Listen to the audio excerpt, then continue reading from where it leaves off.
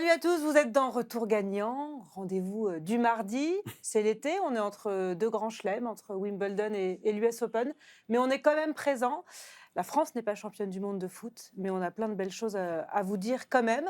Et on a choisi de faire un petit pas de côté pendant cet été 2026 pour parler un petit peu de sujets plus historiques, plus culturels, avec du débat, qui est le GOAT par exemple, peut-être, ce sera l'un des sujets. Je suis bien entourée, en tout cas, pour en parler avec Laurent Verne. Salut Laurent. Anne.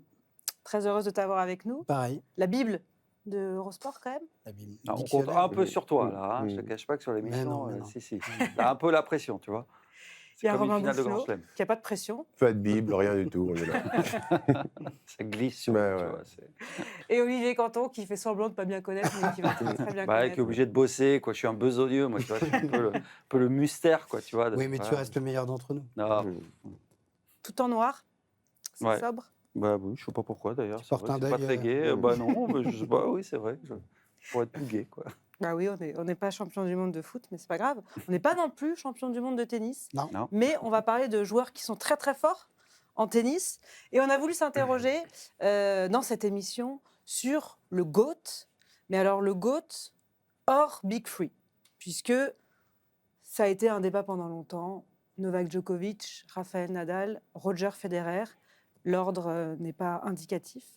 Sont les joueurs qui ont gagné le plus de grands chelems, 24, 22 et 20. Ils ont battu tous les records de titres de longévité. Mais on a voulu s'intéresser aux autres, puisque eux, ils ont mis tout le monde d'accord. En dehors de ces trois-là, qui est le meilleur joueur de tous les temps, toute époque confondue. Et c'est ça qui est passionnant Compliqué. et compliqué. Parce que comparer les époques, c'est jamais évident. Il y a eu aussi l'Air Open et puis ce qui s'est passé avant. Donc, on va mélanger un petit peu tout ça et essayer de trouver. Vous n'êtes pas forcément tous d'accord sur le meilleur des autres. Essayez de trouver celui qui va tous nous mettre d'accord. Et vous aussi, dans les commentaires sur YouTube, vous n'hésitez pas. Petite liste quand même de joueurs qu'on a retenus pour prétendre à ce titre de Les meilleur nommés. joueur. Les nommés Déjà, sont... pour les GOAT, pour le Big Three, le GOAT absolu, là, on est d'accord, quand même. Ah, donc tu Zach. veux lancer un débat? Non, mais je... Bah, je- oui. je sais Ouais, on pas. a le temps. On va faire celui-là, il est bien. Bah oui, je crois qu'on Enfin, peut. je crois qu'il y en a un qui a... Ah, ben là, Bah, c'est il y a Federer Joe, quand sans même. conteste. il n'y a hein, rien à dire. Je crois qu'il n'y a plus de débat. Non. Ouais, voilà. Non, il n'y a plus de débat. Et en plus, ils ont joué ensemble. Et ça va être notre problématique du jour. On ne va pas trop pouvoir les comparer. Là, les trois ont joué ensemble. Novak Djokovic a mis tout le monde d'accord. Tout à fait. Bon. 24 titres du Grand Chelem, tous les records battus, encore parmi nous à 39 ans, encore en demi-finale de Grand Chelem à Wimbledon. Donc effectivement, il n'y a pas de débat. Alors, les autres, Les autres. dans notre époque, Björkman. Non, pardon. actuellement, qui joue encore Carlos Alcaraz. On l'a mis dans cette liste, 7 Grands Chelems pour l'Espagnol. Il a fait le Grand Chelem, il a gagné les 4 différents. Il a même une médaille olympique, hein, pas de médaille d'or, mais il est vice-champion olympique. On a Pete Sampras, André Agassi, Ivan Lendl, Jimmy Connors, John McEnroe, Björn Borg, Rod Laver et Ken Rosewall. Un petit pas peu mal. plus loin, donc qui sont eux de l'époque avant Air Open et tout début de l'Air Open. C'est des sacrés noms. Ils n'ont pas tous les mêmes palmarès. Mais voilà, ce sera aussi Moi, le mien, des il est avis dedans. subjectifs. Moi, le mien, il est dedans aussi. Hein, donc. Moi, le mien, il est dedans aussi. Moi aussi, donc c'est parfait. Ah, c'est bien, bon, belle bah, liste. Les choses sont bien faites. On dirait presque Ouais. qu'on a, Je sais pas qui a fait la liste, qu'on a mais- préparé belle cette liste. émission. Ça a été bien foutu. Bah alors, c'est qui Quelle commence déjà, est-ce que quelqu'un met Sampras déjà? Parce que ça paraît le plus logique. Pete Sampras, dans Alors- l'absolu, si tu regardes, vu qu'on parlait du débat sur le GOAT, là, le Big Three, on a pris en compte le nombre de titres du Grand Chelem. Tu dois te dire normalement que derrière. En chiffre pur, c'est Pete Sampras. 14 titres du Grand Chelem pour l'Américain, Pistol Pete. Il n'a pas gagné Roland Garros, donc il lui manque celui-là. 7 fois Wimbledon quand même. 2 Open d'Australie et 5 US Open. Il a aussi remporté des Masters à plusieurs reprises. Donc 14 tournois du Grand Chelem. Et surtout, quand il arrête en 2003, on se dit que personne ne battra jamais ce record-là. En tout cas, pas 6 ans plus tard. Ouais. Pas en 2009, quand Federer va le battre, l'égale à Roland et le bat ensuite à Wimbledon. Bah, si on se tient au strict palmarès, oui, on peut dire effectivement que c'est Pete Sampras, c'est peut-être même la réponse la plus logique, mais en fait, tout dépend quels critères on choisit de mettre. C'est toujours pareil avec ce débat. l'avantage, comme disait Romain, c'est que Federer, Nadal, Djokovic, ils étaient contemporains. Donc, bon, au bout d'un moment, ils se sont beaucoup affrontés. Après, on peut dire, mettre des critères un peu plus subjectifs, je ne sais pas, l'esthétisme, le charisme, tout ça, tout ce qu'on veut. Mais L'empreinte La trace aussi. dans Oui, l'histoire, mais c'est peut-être ça. c'est pas qu'un palmarès, ça je suis d'accord. Mm. Mais en tout cas, entre eux, on peut quand même comparer. Puis je veux dire qu'à un moment donné, quand un Djokovic a absolument tout gagné, qu'il est champion olympique, les autres, ils ont tous des manques. Lui, non. Donc Sampras, il pourrait rentrer quand même, effectivement, dans cette catégorie, avec ses 14 titres du Grand Chelem, même si lui aussi, il a des manques. Mais moi, c'est pas le critère principal que j'ai choisi de mettre. Donc, je ne choisis pas Pete Sampras. Pete Sampras, c'est aussi 286 semaines à la première place Ouais, mondiale, puis je crois 6 années de ouais, suite, c'est ça. Ça 6 Ça, fois c'est un record en absolu, fin d'année, ouais. qui n'a pas du tout été Mais on peut près aussi d'être dire battu. que lui, il n'avait pas une opposition sur la durée aussi forte que Federer et Nadal ont pu l'avoir, et Djokovic, avec en plus Andy Murray. Parce que finalement, Pete Sampras, dans les années 90, il a André Agassi. Ça a été son grand rival. Le Et premier des et le terriens, dernier. et des terriens, mais Des ils se terriens. battaient pas Il y a eu contre Jim les Courier au terriens. début des années 90, mais il a assez vite disparu. Et à la fin des années 90, c'est quand même la période où on avait un numéro 1 mondial qui changeait pratiquement tous les 15 jours. Des très très grands joueurs, mais pas des immenses champions non Il plus. y avait Becker, moi Sampras, j'ai plus de souvenirs de Sampras en finale du Masters sans les couloirs contre Ouais. Becker Ouais. que ça, c'était des matchs Je suis d'accord, exceptionnels mais pour moi, Becker, c'est un peu avant. presque plus un joueur des années 80, Ouais, ouais. même s'il gagne encore en Australie 2 fois d'ailleurs dans les années 90.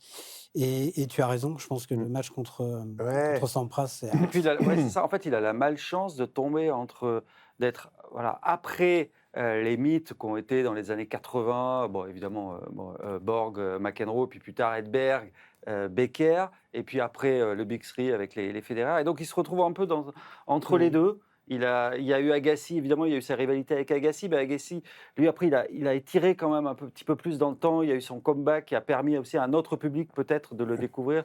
Il y a eu sa capacité à gagner tous les titres du Grand Chelem aussi, ce que n'a pas fait Pete Sampras. Et il se retrouve. Et puis, il y a, à mes yeux, quand même, on parlait d'aura, de charisme.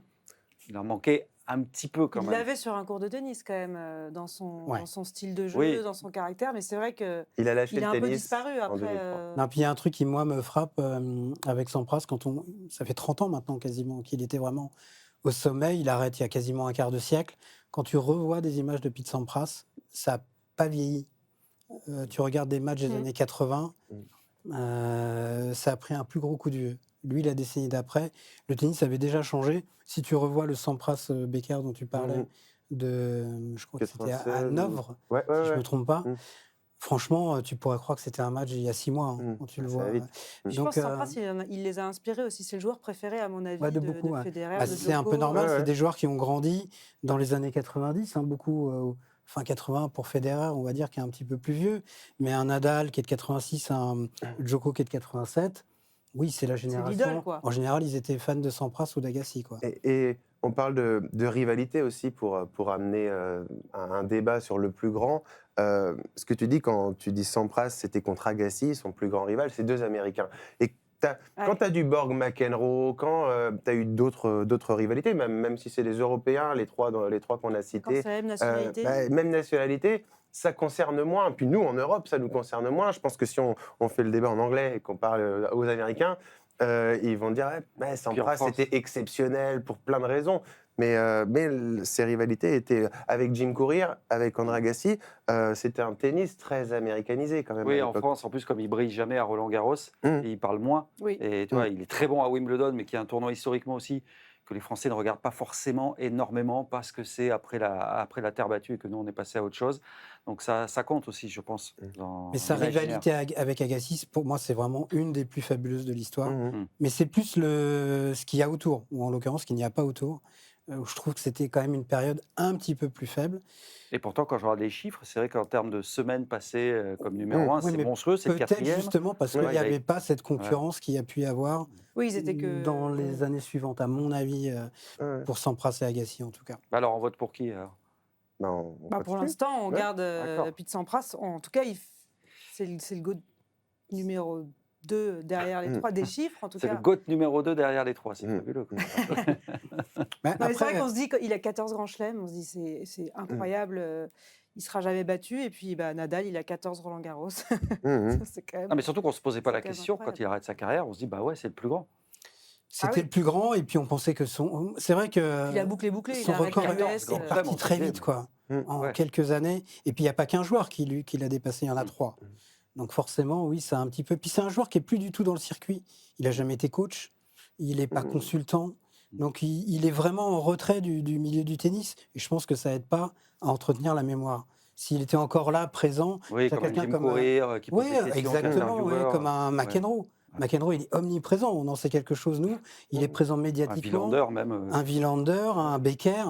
Que Pete Sampras, il est vraiment, même André Agassi aujourd'hui, il est quand même un petit peu plus présent il revient médiatiquement. d'ailleurs un petit peu. Alors que Sampras, il a complètement disparu, et je pense qu'il est heureux comme ça. Et de toute façon, il avait toujours dit, Sampras, que une fois sa carrière terminée, il passerait probablement à autre chose que le tennis, quoi. Il tenu parole. détestait les longues tournées en Europe. Lui, il aimait jouer au golf chez bien lui. sûr. Puis c'était quelqu'un d'assez solitaire, hein, sur le Oui. circuit. Il n'avait Mm. pas, C'est pas celui avec tous les même copains, avec quoi. Agassi, hein, il faut lire la bio d'Agassi, qui est vraiment Oui, il formidable, s'entendait pas super bien. où il raconte que il s'appréciait, mais Il se à chaque fois respectait. qu'ils ont essayé de se... et d'ailleurs, c'est Agassi qui faisait le premier pas, de se rapprocher de lui. Je me souviens qu'il raconte une fois où il avait emmené Pete Sampras à l'opéra.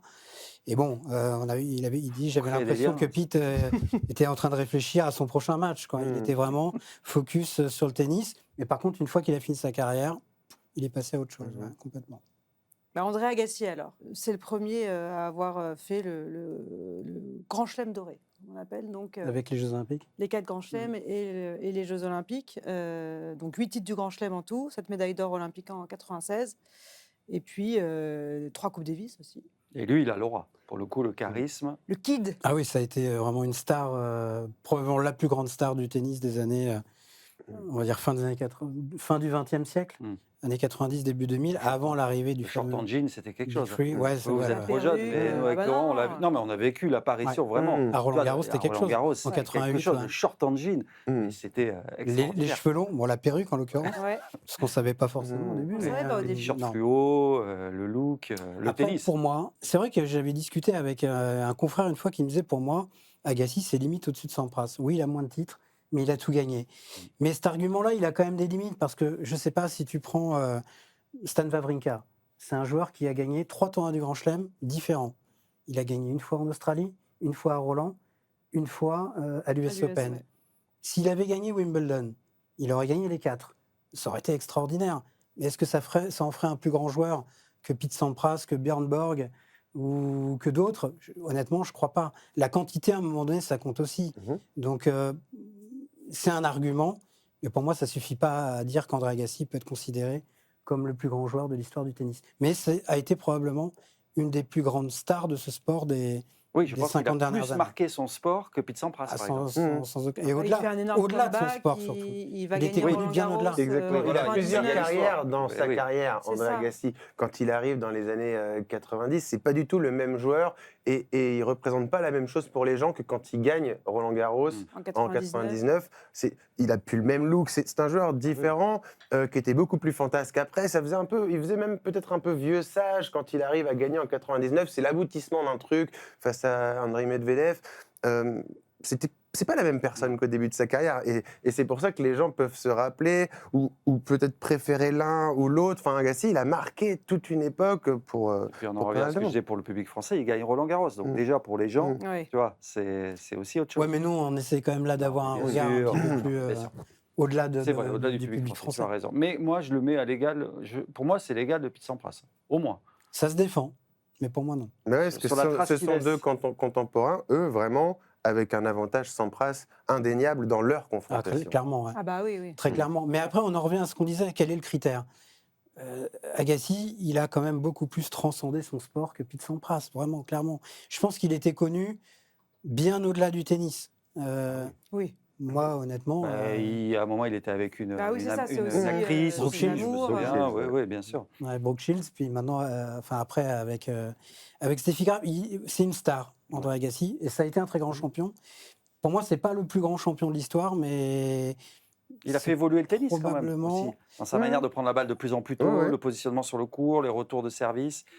Ouais, et puis que son coup droit, quand il est arrivé Oui, aussi, c'était quand même quelque chose. Mais ça pour passe. moi, il était plus l'incarnation ultime d'une école, qui était l'école Bollettieri.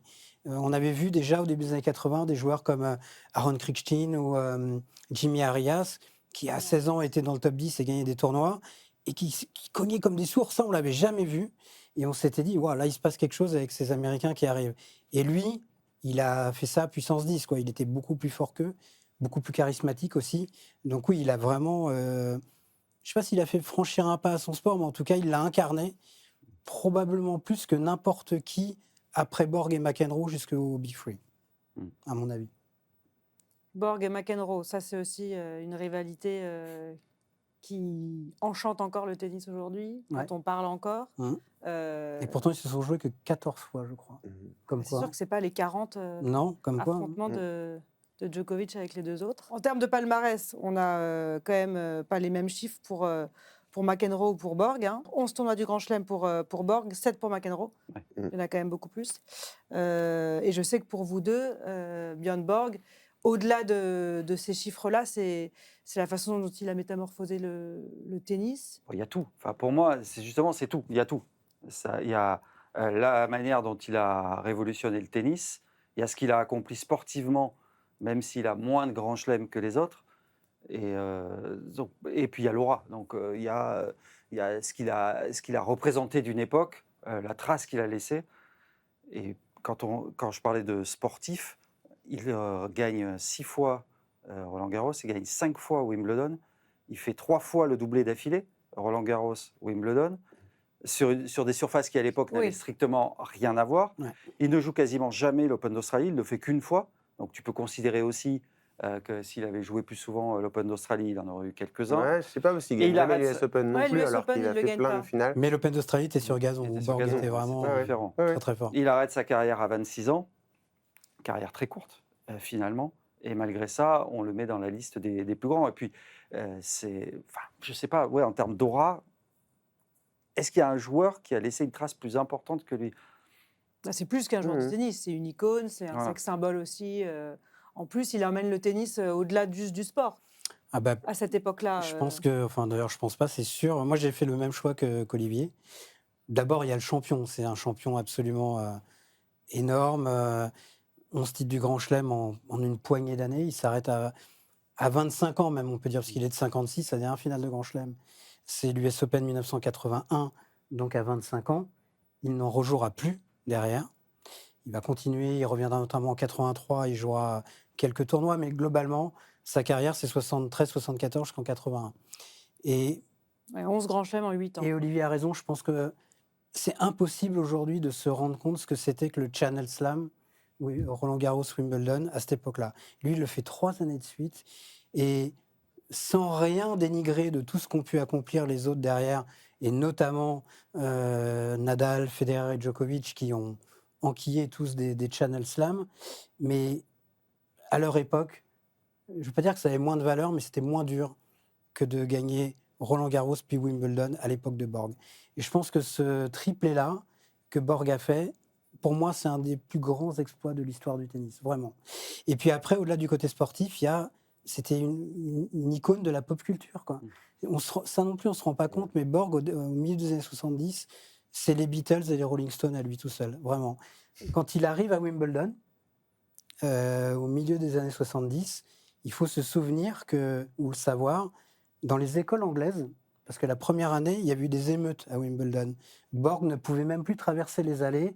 Il y avait énormément de personnes, et notamment des jeunes filles, qui lui couraient après pour l'agripper comme une star du rock, comme Mick Jagger, comme les Beatles. Et l'année suivante, dans les écoles, parce que les Anglais avaient cours plus tard que nous, je crois, donc au début de Wimbledon, fin juin, ils avaient encore école. Et donc, tous les directeurs d'école dans la banlieue londonienne et à Londres faisaient passer un message du ministère de l'Éducation nationale pour demander aux jeunes filles qui allaient se rendre à Wimbledon de bien se comporter et de respecter Björn Borg. Enfin, ça, on n'imagine pas ça aujourd'hui. Et c'est une génération... Ces gars-là étaient vraiment des immenses stars. Pour une raison simple, c'est que le tennis passait à la télé et sur les grandes chaînes, que ce soit aux États-Unis, En clair. que ce soit. Voilà, donc ils étaient vus par des dizaines de millions de personnes. Mats Wilander me l'avait dit, il m'a dit il n'y avait pas de Tennis Channel, de Eurosport, de beIN Sport ou de ESPN aux États-Unis. Quand ces gars-là allaient en quart, en demi, en finale des Grands Chelems, ils passaient sur NBC ou sur CBS. En Angleterre, tout était sur la BBC. Donc ils étaient vraiment des stars absolues. Et Borg, lui, il y a eu un avant et un après Borg en termes d'impact planétaire du tennis. Ce qui n'est pas vrai. Le tennis se porte pas mieux aujourd'hui, financièrement, oui, mais pas en termes de popularité sur la planète après le Big Free qu'avant le Big Free. Alors que Borg, lui, il a vraiment fait changer de dimension à son sport. Les cheveux Oui, longs, le polo Ah bah, fila, le le bandeau. Son bandeau. personnage était vraiment mythique et je ne crois pas qu'un Djokovic, un Federer ou un Nadal puisse le concurrencer à ce niveau-là. Donc il a pas leur palmarès, il a ses limites. Tu l'as dit, il n'a jamais gagné l'US Open, c'est sa plus grande limite. L'Open d'Australie, on le met de côté parce que personne ne le jouait à son époque. Mais il jouait des légendes aussi, parce qu'il joue des Connors, des McEnroe, ce qui amène encore plus. Ouais, non, clairement. Ouais. C'est le seul à avoir gagné plus de 4 fois les deux. Wimbledon, Ouais, Garros. 11 titres sur les deux, c'est Et énorme. c'est le meilleur À l'époque, ratio de Roland- l'histoire, victoire-défaite aussi, Ouais, pardon. sur petite Mm. période, mais en Grand Chelem notamment. Moi, j'ai envie de le comparer à un autre sportif. Pour moi, c'est la même chose, sauf que Ayrton Senna, lui, est décédé. Mais c'était aussi une icône un petit peu de la même manière, qui n'ont pas fait la carrière peut-être aussi longue qu'ils auraient pu. Ayrton Senna, avec sa mort, on s'en souvient tous. Mais je trouve que c'est pareil. C'est quelqu'un qui fera toujours rêver, même s'il n'aura jamais le meilleur palmarès de l'histoire. Je trouve qu'il y a un vrai parallèle à C'est des faire mythes. entre les deux. C'est Ouais. des mythes, en fait. Ouais. Ouais. Ouais, tu peux faire Carl Lewis, des choses comme ça. En plus, il gagne. Et le fait qu'il soit parti Roland tôt, Garros ça et ajoute à sa Wimbledon, à légende. l'époque, Ouais. c'était vraiment les deux tournois les plus prestigieux. Tu vois, maintenant, on met presque. Bon, Wimbledon, c'est encore un petit peu à part. Mais sur un pied d'égalité, les 4 grands chelems maintenant. Tu vois, en termes de. Tu vois. Oui. Alors qu'à l'époque, Oui, c'était oui. pas du tout ça. Non. Tu avais vraiment Wimbledon, Roland Garros, après l'US Open, et puis. Enfin, tu me corriges si je me trompe. Oui, mais comme l'Open Suède, d'Australie, Non, mais c'était en un tout peu cas, dessous. Et l'Open l'Open d'Australie était n'était loin, pas considéré comme voilà. comme l'égal des 3 autres, ça c'est sûr. Mais vraiment, Borg, puis il y a le côté iceborg, le Oui, c'est ce que j'allais personnage dire. de glace. C'était quand même quelqu'un de très froid. Ah, ça faisait Et pas pourtant, de il mythologie. faisait rêver. Et pareil, toutes les ça, filles. c'était un. En fait, quand il était gamin, Borg, il se comportait sur le court plus comme John McEnroe. À 14-15 ans, il s'est fait virer d'un tournoi Un peu comme en Federer. Suède. alors. Il a été suspendu plusieurs mois et il a décidé à partir de ce moment-là de ne plus manifester la moindre émotion sur le court. Et ce que ça lui a demandé en termes d'effort psychologiquement, je crois que ça a fini par le C'est dévorer ça de qu'il a l'intérieur. épuisé alors. Et alors il y a aussi cette popularité extrême qui, je pense, a été très compliquée pour lui. Mais le personnage de Iceborg, qui ne s'énervait jamais, ça a fini aussi par être sa limite sur la durée. Ouais. Donc Borg, ouais, tout en haut, quoi. Obligé. Pour le Et mythe. puis c'est vrai qu'il y a les matchs mythiques avec McEnroe. La enfin, finale de c'est- Wimbledon voilà. 80, Mais qui oui, fait partie il y a des tout ça. plus grands matchs, Des des plus grandes mythiques, ouais. finales. Ça Et j'aime bien la participe à sa comparaison avec Ayrton Senna, je la C'est trouve vrai. c'est juste. Mm. Des gens qui n'ont pas le plus gros palmarès, mais en tout cas évidemment, si les plus jeunes, vous leur demandez qui incarne le premier nom qui leur vient pour le tennis, ils vont pas vous dire Borg. De même qu'ils diront pas Senna Non, pour la non, F1 parce qu'ils ont connu depuis d'autres champions et puis que ça date d'il y a 30 ou 40 ans. Mais si on regarde de manière un peu globale, je pense qu'il y a pas mal de gens Borg, il y avait eu un film de Wes Anderson il y a une vingtaine d'années, il y avait le personnage de Borg dedans. Enfin, en tout cas, c'était une référence à Borg. Je suis pas sûr qu'il y aura des personnages de cinéma qui feront des références à Djokovic ou à Federer dans 20 ou 30 ans. Je ne suis pas convaincu. Qu'est-ce qu'on fait alors dans cette liste de Jimmy Connors, John McEnroe, on en a un petit peu parlé, Ivan Lendl? Je sais qu'il a une place particulière dans ton Pour cœur. moi, les années 80, c'est l'époque dorée. C'est l'âge d'or, vraiment. Ouais. C'est l'âge d'or. Il n'y a pas de gars à 15 ou 20 titres, mais ils sont un Mais nombre. parce qu'ils sont plus nombreux. Entre la fin des années 70, pendant 15 ans, en gros, de Borg à, on va dire, à 75-90, Borg était à 11, McEnroe à 7, Connors et Lendl à 8, Wilander à 8, Becker et Edberg à 6. Donc, ils ont vraiment partagé entre eux. Mais Connors, c'est une légende. McEnroe, qui a en plus été le meilleur joueur du monde de double. Aujourd'hui, plus personne ne joue le double. Oui. McEnroe, il jouait tout, lui. Et il était numéro 1 en double, numéro 1 simple. Et puis, il y a une La dimension personnalité. géniale. c'était un génie, McEnroe. Il y a eu, je pense que des joueurs comme Ivan Lendl ou comme Jimmy Connors, comme André Agassi, il y en a eu d'autres et il y en aura d'autres. McEnroe, il n'y en a eu qu'un seul. Donc il y a ce côté-là aussi. Quand tu es quelqu'un d'unique, tu tiens une place unique dans l'histoire du Cela dit, sport. Lendl, tu peux dire que lui aussi, à sa façon, a fait évoluer le tennis. Ah ben Il ça, l'a c'est pas sûr. révolutionné, mais il a fait quand même Je pense qu'il l'a évoluer. révolutionné En termes de parce que puissance, tu vois, on n'avait quand même jamais vu ça à et puis l'époque. de professionnalisation. Oui, Lendl, ça a si. été le premier à se balader sur le circuit avec non seulement un entraîneur, mais un préparateur physique, un préparateur mental, un nutritionniste. Quand Lendl arrive à l'US Open en 83, je crois, avec un nutritionniste, McEnroe se fout de sa gueule en disant c'est le docteur Agendas, parce que son entraîneur, son nutritionniste avait un nom un petit peu allemand. Sauf que McEnroe, à 25 ans, il va commencer à décliner physiquement, alors que Lendl, il aura des problèmes de dos. Et donc à la trentaine, il va être obligé de très vite s'arrêter. Mais ouais, là-dessus, il a été vraiment précurseur. Il y a eu un avant et un après Lendl dans la dimension professionnelle, et les autres ont été obligés de suivre. Et il a marqué les esprits. Alors lui, pas de la même manière, d'une manière plus négative, puisque les gens, globalement, à part toi, l'aimaient pas trop, quoi. C'est vrai qu'il avait le C'était rôle du... ennuyeux. Il endossait le rôle du méchant. C'était Ouais. comme avait C'est le super vilain. titré Sports Illustrated une année, The Champion Nobody Cares About, le champion dont tout le monde se fout. Ce que je trouve quand même un petit peu dur. Moi, je m'en foutais pas, en tout cas, oui, ça c'est sûr. Mais qu'est-ce qui te faisait Oui. rêver chez lui alors? Qu'est-ce qui- Une part de... C'était un peu aussi seul Moi, contre j'aimais tous, bien le ou- côté un peu seul contre tous, puis le gars qui arrivait d'un monde qui n'était pas présent dans le milieu du tennis. C'était un milieu très occidentalisé. C'est Mats Wilander qui en parle très très bien, qui a été son grand rival, et qui disait on a été assez injuste avec Ivan Lendl parce que il était effectivement quelqu'un de très froid et de très fermé, mais d'abord quand on apprenait à le connaître, c'est quelqu'un qui avait beaucoup d'humour. Ah oui, vraiment. Ah ben, Oui, c'est pas évident comme ça. Non, mais Faut- j'avais lu une interview de il Mats faut en parler Wilander, avec ouais. Mats. Un humour un peu bizarre, mais... Il Faut bien s'entendre avec Murray. beaucoup d'humour.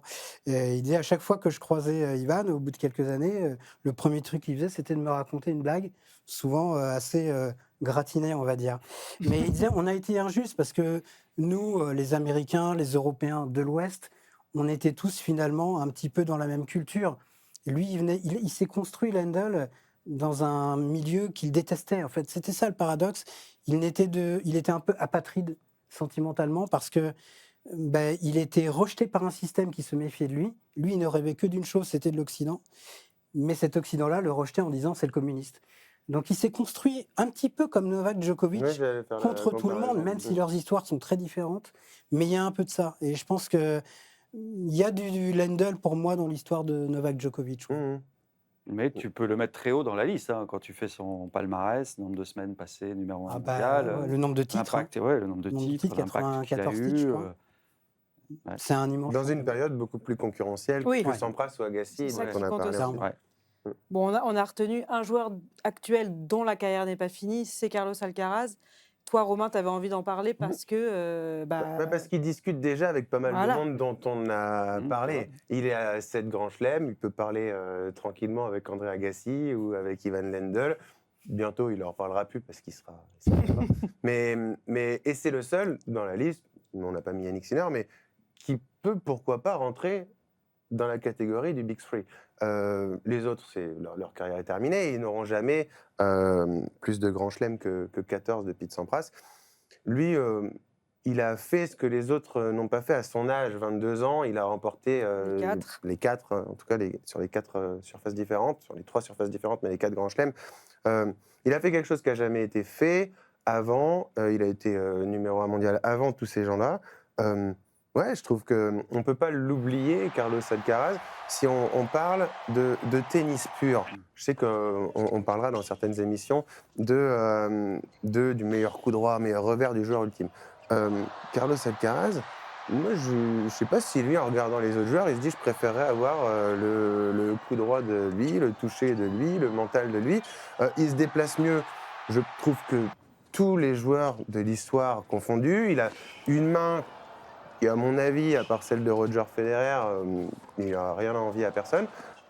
Il est très fort en revers, en coup droit. On peut toujours améliorer des choses, notamment au service.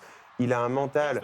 On ne gagne pas Roland-Garros comme ça, comme il l'a gagné l'année dernière, si on n'a pas de mental. Enfin, il coche toutes les cases pour rentrer potentiellement dans le clan qu'on a mis au-dessus de tout le monde. Il y a les blessures, il fait une saison très compliquée, même si c'est l'année où il gagne l'Open d'Australie. Moi, je trouve qu'on ne peut pas faire de bilan sur Carlos Alcaraz, mais il est déjà... Lui, il marque une génération. C'est pas une pop star, comme on a pu le dire pour Borg ou McEnroe, mais les jeunes qui regardent le tennis et qui sont nés dans les années 2010, ils doivent se dire, moi, je veux être Carlos Alcaraz plus que je veux être Yannick Sinner. Donc, il va marquer l'histoire d'une certaine manière. Je ne sais pas où on peut le mettre maintenant, mais il sera au-dessus, je pense, Tu le de projettes, tous les toi, joueurs dont on a parlé. en nombre de grands chelems Ouais, bah, t'as facilement. raison. Non, mais t'as raison. Déjà, Potentiellement, au-dessus de Sampras. mais à son âge, en tout cas, il a des temps de passage bien plus élevés que tout le monde. Et puis il a fait le doublé Roland Garros, Ouais. Wimbledon. Et puis c'est vrai que moi, je me souviens, c'est Jean-Paul Lotte qui, un jour, je commentais avec lui, mais c'est pas le seul à l'avoir dit. Il dit, je n'ai jamais vu un joueur délivrer un tennis pareil. Quand il est à son meilleur, il dit, je n'ai jamais vu un joueur mieux jouer que lui. Il dit que et c'est vrai que quand il prend feu, ça peut durer un jeu ou deux, c'est fascinant. Et Quoi. tout le monde aime le Voilà, voir jouer. Il n'a pas tennis beaucoup de gens qui le électrique, critiquent. Il a un tennis électrique et c'est vrai qu'il est charismatique. Ouais, c'est vrai. Il pourrait se mêler à la lutte. Quoi. C'est pas Lendl, quoi. Je l'attendais, celle-là. Non, mais Et tout le monde l'aime. Non, mais pour le coup, tout le monde seule, l'aime. C'est vrai qu'il fait l'unanimité. Il y a pas c'est quelqu'un. difficile de pas. Oui, Ouais, y a pas de quelqu'un dire qui Si que on j'aime aime pas. le tennis. en Ouais, tout voilà. cas. Non, j'aime pas le jeu de Carlos Alcaraz. En plus, c'est vrai qu'il est sympa. il a une personnalité Ouais. et il dégage un truc. Donc, sa seule limite, c'est ce qui est aussi sa grande force, c'est-à-dire sa précocité. Il a 23 ans. C'est un, comment on dit, process, je sais plus comment on dit, process en cours, enfin, comme on disent les Anglais. Oui. Donc, Work. work in progress, merci. Donc, il est au tout début, normalement, de son chemin. Et c'est vrai que et s'il s'arrêtait maintenant, comme tu l'as dit, il aurait déjà gagné les 4 grands chelems. Donc, il pourrait s'arrêter là. Il aurait le nombre de grands chelems de McEnroe, par exemple, ou de Wilander, en ayant gagné les 4, ce qui n'est pas leur cas. Mais on se dit que c'est quoi la limite au moins 10. Ouais. Sauf blessure, on imagine mal. D'autant qu'aujourd'hui, à part Sinner, il n'y a quand même pas grand monde, voire personne Non, pour le ça, battre. c'est sûr. Après, peut-être qu'il y a 2-3 joueurs qui vont arriver dans les 5 années qui s'il a un peu viennent, de on n'en sait rien. longévité, Mais on Donc, peut avoir la plus grande rivalité de l'histoire entre ces deux c'est joueurs-là. possible. Ils sont tellement au-dessus des autres qu'on va les retrouver beaucoup plus. C'est s'ils vrai, continuent. mais je me méfie quand même d'un truc, c'est que si on avait tenu la même discussion, on va dire, allez, en 2006 par Ouais, exemple, ouais. avec Federer et Nadal, on aurait probablement dit, de toute façon, ils sont tellement au-dessus oui. de tous les autres Djoko que, était pas encore, pendant 10 ans, ils vont jouer toutes les finales de Grand Chelem et ils vont se partager tous les titres. Qui aurait pu imaginer qu'il y avait un troisième gars qui allait arriver, qui non seulement allait se mettre à leur hauteur, mais en plus, je ne vais pas dire les ringardiser, ce serait vraiment Non, mais Ouais, les ouais, dépasser, c'est en ce que tout tu cas. pas dis. justifier, mais les dépasser. Quoi. Donc, je Et ne les dis battre pas, plus. je ne dis pas que ce sera le cas pour Sinner et Alcaraz. Peut-être qu'ils vont dominer comme ils dominent depuis, on va dire, 2 ans et demi, pendant encore 10 ans, peut-être.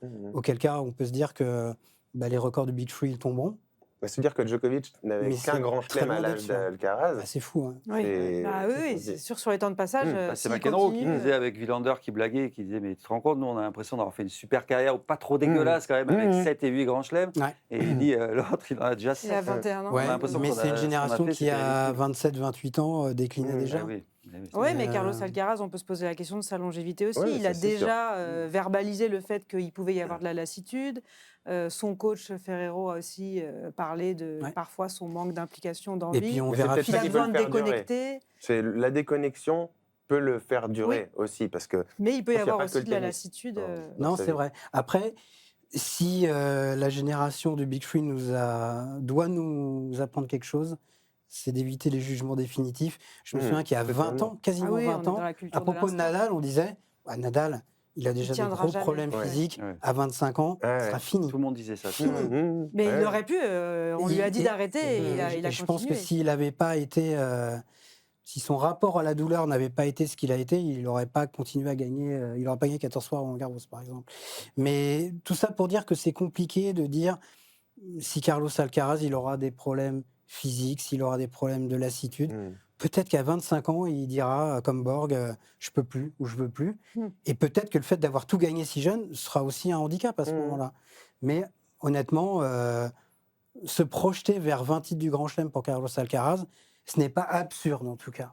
Et puis, il Voilà. faut pas la discussion qu'on a, ce qu'il faut en retenir aussi, c'est qu'il ne faut pas se focaliser uniquement sur les titres du Grand Chelem. Parce qu'on devient complètement fou. Ça nous a rendu fous avec Federer, Nadal et Djokovic. Et il n'y a pas que ça, quoi. Tu vois, par exemple, là, Alcaraz, on serait presque déçu s'il s'arrêtait là avec 7 Grands Chelems. Tu vois, on est déjà en train de se dire 10.